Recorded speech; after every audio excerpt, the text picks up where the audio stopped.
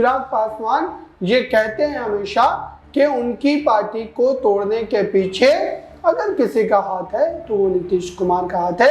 नीतीश कुमार ने ही उनकी पार्टी को पूरी तरीके से बर्बाद करने के लिए ये काम किए हैं। नाराजगी महेश्वर हजारी की भी दिखाई दे रही है। चिराग पासवान का उनके खिलाफ उतरना ये दर्शाता है कि क्या अब महेश्वर हजारी भी क्या कांग्रेस पार्टी की तरफ रुख करते हुए नजर आए। नमस्कार, मैं नाज़मीन खान और आप देख रहे हैं SPN9 न्यूज। लोकसभा चुनाव के दूसरे चरण के मतदान की प्रक्रिया समाप्त हो चुकी है, लेकिन तीसरे चरण की तैयारियों में अब तमाम पार्टियां जुटती हुई नजर आ रही हैं। ऐसे में बिहार की बात करें तो तीसरे चरण में भी बिहार की 5 लोकसभा सीटों पर चुनाव होते हुए नजर आएंगे।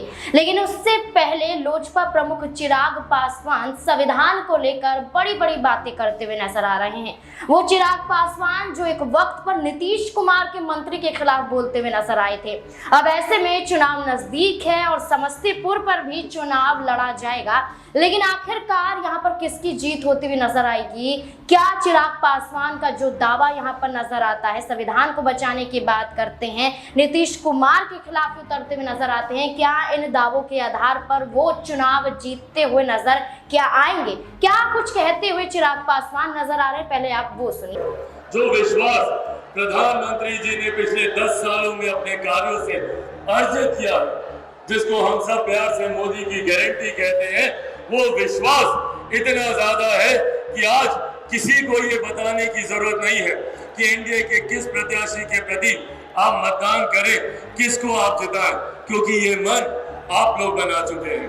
कारण है इसके पीछे, कारण है जिस तरीके से हमारे प्रधानमंत्री जी ने एक के बाद एक देश में गरीब कल्याण की योजना लेकर आए, जिसने भारत की न सिर्फ अर्थव्यवस्था को मजबूत करने का काम किया, बल्कि बुनियादी जरूरतों तक, महिलाओं के शौचालय तक की चिंता प्रधानमंत्री जी ने करने का काम किया। एक तरफ जहां हमारा एनडीए गठबंधन विकास के मुद्दे पर हर रोज आगे बढ़ने का काम कर रहा है, प्रधानमंत्री जी ने हम सबको लक्ष्य दिया कि 2047 तक हम लोगों को भारत को एक विकसित देश बनाना है।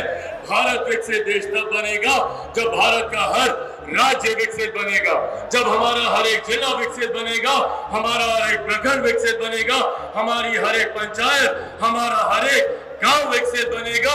ये लक्ष्य प्रधानमंत्री जी का 2047 तक का है।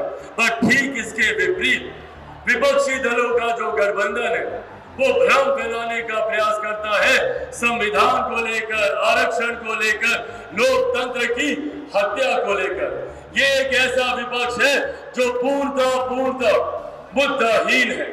इनके पास कोई उठाने के लिए मुद्दा नहीं है, तो डराने की राजनीति की जाती है कि संविधान को समाप्त कर दिया जाएगा, आरक्षण को समाप्त कर दिया जाएगा।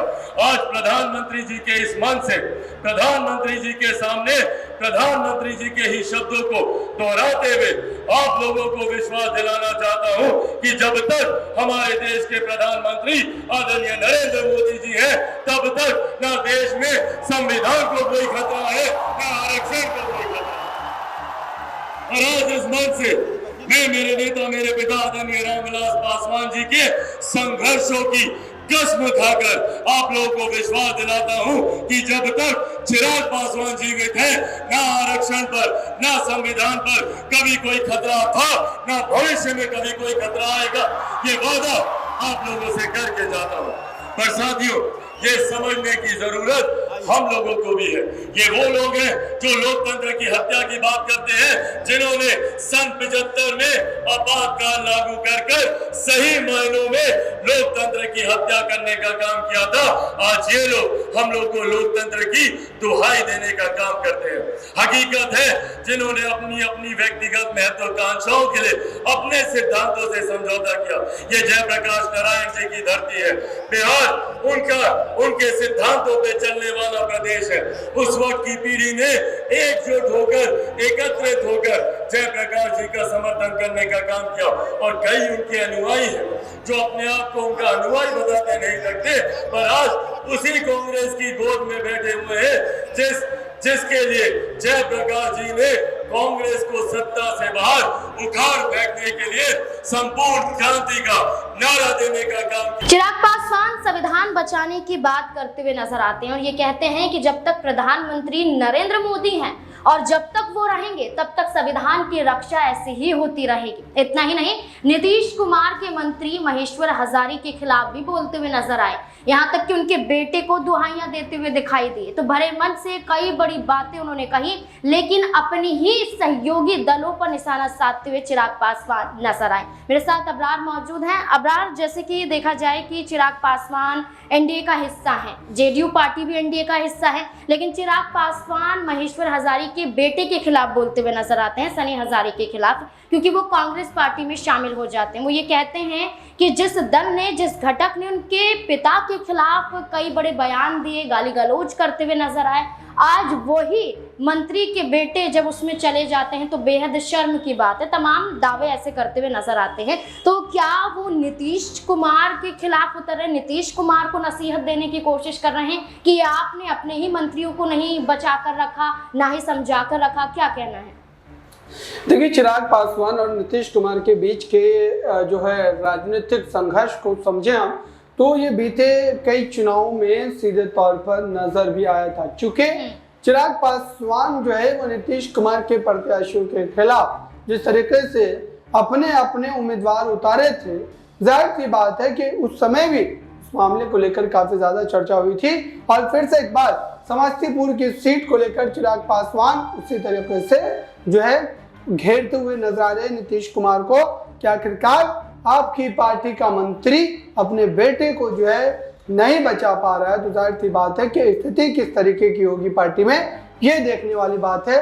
फिलहाल अगर देखा जाए तो चिराग पासवान के तेवर अब भी नीतीश कुमार को लेकर के वही है जो आज से 5-7 वर्ष पहले हुआ करते थे। चूंकि चिराग पासवान ये कहते हैं हमेशा कि उनकी पार्टी को तोड़ने के पीछे अगर किसी का हाथ है तो वो नीतीश कुमार का हाथ है।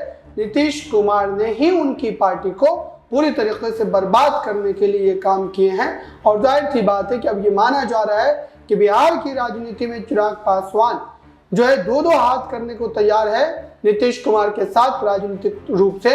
लेकिन अब देखना ये होगा कि आखिरकार समस्तीपुर वाली सीट पर जो महेश्वर हजारी के बेटे हैं सनी हजारी, क्या उनको जीत मिल पाएगी?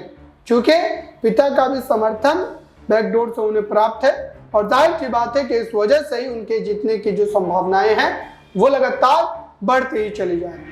देखिए, बिल्कुल अब यहाँ पर कोई दोहराए नहीं है कि महेश्वर हजारी भी कहीं नीतीश कुमार का साथ ना छोड़ दे, क्योंकि जब बेटे एक सीट को लेकर कांग्रेस पार्टी में शामिल हो सकते हैं तो वही महेश्वर हजारी ये कहते हुए नजर आते हैं कि ये तो उनका निजी फैसला था, इस पर वो कोई भी जवाब देना नहीं चाहेंगे। तो कहीं ना कहीं नाराजगी महेश्वर हजारी की भी दिखाई दे रही है। अब चिराग पासवान का उनके खिलाफ उतरना ये दर्शाता है कि क्या अब महेश्वर हजारी भी क्या कांग्रेस पार्टी की तरफ रुख करते हुए नजर आएंगे, क्या आरजेडी की तरफ रुख करते हुए नजर आएंगे, क्या लोकसभा चुनाव के बीच में कोई बड़ा खेल यहाँ पर बिगड़ता हुआ नजर आएगा? इस मुद्दे को लेकर आपकी क्या राय बनती है, कमेंट सेक्शन में जरूर बताएं।